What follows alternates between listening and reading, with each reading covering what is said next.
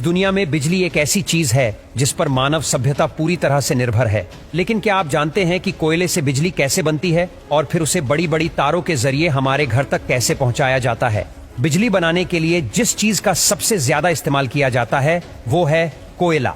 देश में 75% बिजली का उत्पादन कोयले से चलने वाले पावर प्लांट से ही होता है।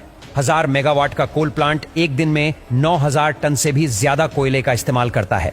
यानी कि अगर एक मालगाड़ी में 100 टन कोयले के 90 डिब्बे हैं, तो उस पूरी मालगाड़ी का इस्तेमाल एक ही दिन में हो जाएगा।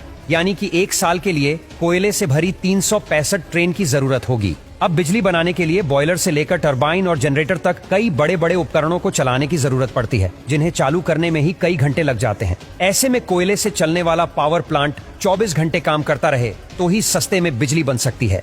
इसी वजह से प्लांट के बड़े हिस्से में सिर्फ कोयले का स्टोरेज बनाया जाता है, ताकि कभी कोयले की कमी ना आ सके। जब मालगाड़ियां पावर प्लांट्स के बेशकीमती खजाने यानी कोयले को लेकर प्लांट में पहुंचती है, तो एक एक करके सभी डिब्बों को अलग किया जाता है और पानी के फव्वारे के नीचे से गुजारा जाता है, जिससे कोयला थोड़ा गीला हो जाता है, ताकि जब आगे डिब्बों को पलटने की बारी आए तो डस्ट ना उड़े।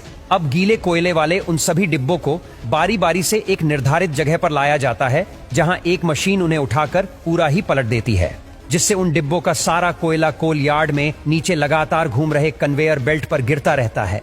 अब इस कोयले को फिर से कन्वेयर बेल्ट की मदद से जरूरत के अनुसार बाउल मशीन में भेजा जाता है, जो इन छोटे मोटे पत्थरों के रूप में एक दूसरे से चिपके कोयले को क्रश करके पाउडर का रूप दे देती है। इसके बाद इस ब्लैक पाउडर को कन्वेयर बेल्ट के जरिए ही विशालकाय बॉयलर में भेजा जाता है, जहां यह कोयला तुरंत आग पकड़ लेता है। अब पूरी तरह से जलने के बाद कोयले की जो भारी राख होती है वो नीचे गिर जाती है, और जो हल्की राख होती है वो ऊपर उठती है। इस राख को फ्लाई ऐश कहा जाता है और इसे चिमनी के जरिए फिल्टर करके वातावरण में छोड़ दिया जाता है। अब कोयला जलने की वजह से जो आग बनी थी वो बॉयलर से होते हुए उस क्षेत्र में पहुंच जाती है जहां काफी ज्यादा वाटर ट्यूब्स होती है, जिनमें पानी भरा रहता है।